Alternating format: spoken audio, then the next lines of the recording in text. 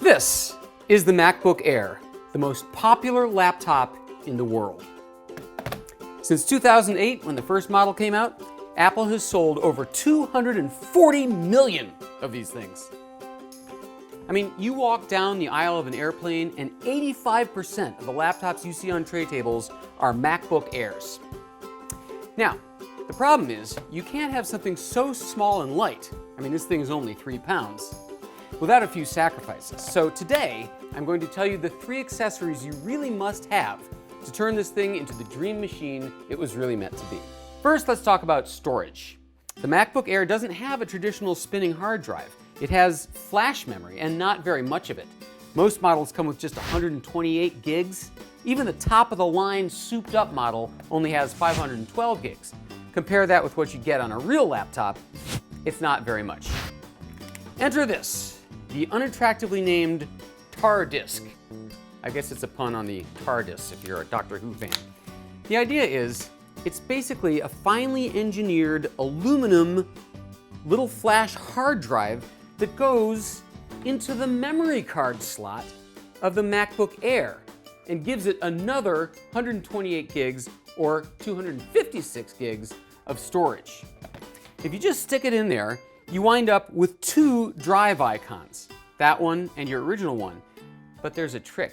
If you're willing to back up your MacBook Air, format it with the TARDIS software, and then copy everything back onto it, the TARDIS acts as part of the original drive. So it seems like you have one single, much bigger drive.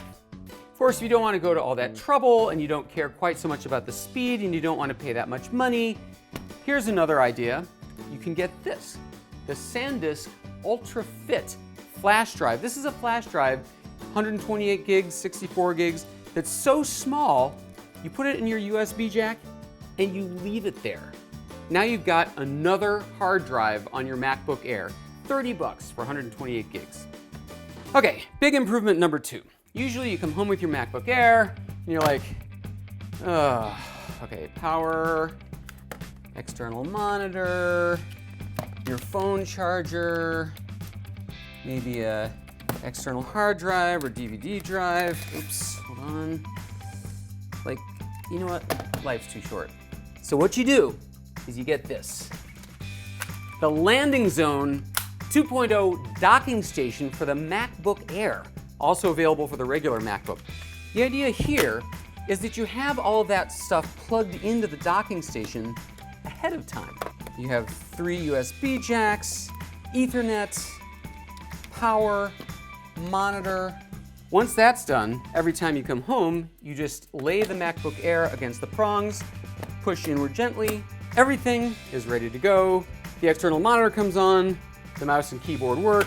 It's just like you've got a Windows laptop. Then, when you're ready to leave, close this, pull the little lever, and boom, off you go. And you have to say boom or it doesn't work. Big important accessory number 3.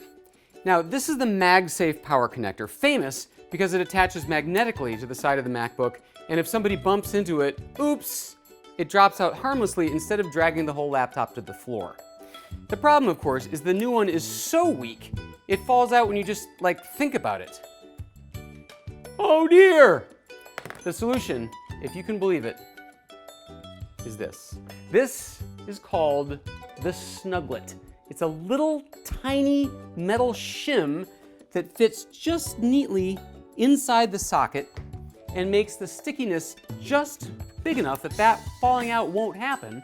And yet, when it needs to happen, oops, you still have the safety thing.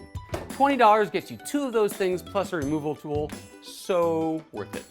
Oh, one more thing. If by some chance you have a cat that drools, get yourself a keyboard skin. But that's another video. So there you have it. My 3 big suggestions, little suggestions, for how to improve what's wrong with your MacBook Air. I guarantee that they will make your MacBook airier.